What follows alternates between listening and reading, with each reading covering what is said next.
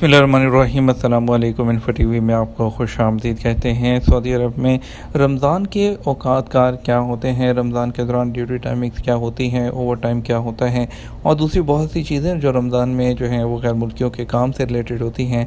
आज की वीडियो में इसके बारे में बात करेंगे। आपको बताते हैं सऊदी अरब में रमज़ान मुबारक के जो टाइमिंग्स होती हैं, औकात कार जो काम के होते हैं वो इस कदर नरम होते हैं कि आपको महसूस ही नहीं होता कि आप काम कर रहे हैं और आप ज़्यादा से ज़्यादा जो वक्त है अपनी नमाज को, अपनी इबादत को दे सकते हैं। सऊदी अरब के लेबर लॉ के आर्टिकल 98 के मुताबिक रमज़ान में जो काम के औकात होते हैं, जो मुसलमान जो मुलाजमीन होते हैं उनके लिए दिन में 6 घंटे या हफ्ते में 36 घंटे होते हैं और जो गैर मुस्लिम मुलाजमीन होते हैं उनके लिए दिन में 8 घंटे या हफ्ते में 48 घंटे होते हैं।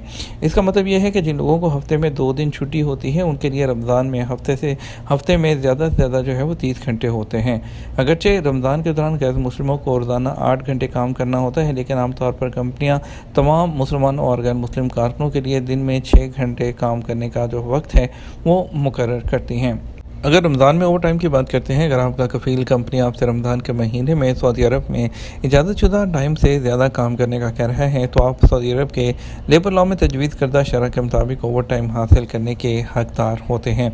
जो कि गैर मुस्लिम कारकुनों को कानूनी तौर पर रोज़ाना 8 घंटे काम करना होता है, वो 8 घंटे के बाद इजाफी वक्त के लिए ओवर टाइम हासिल करने के हकदार होते हैं।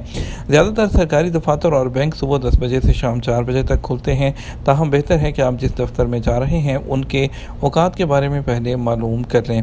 जो बैंकिंग सेक्टर होता है नॉर्मली सुबह 10 से शाम 4 बजे तक, और जो सरकारी होते हैं वो सुबह 10 बजे से दोपहर 3 बजे तक, और प्राइवेट सेक्टर की कंपनियों की जो टाइमिंग्स हैं वो मुख्तलिफ होती हैं। जो कंस्ट्रक्शन का शोबा होता है वो इशा से लेकर सहरी तक जो है वो काम करते हैं।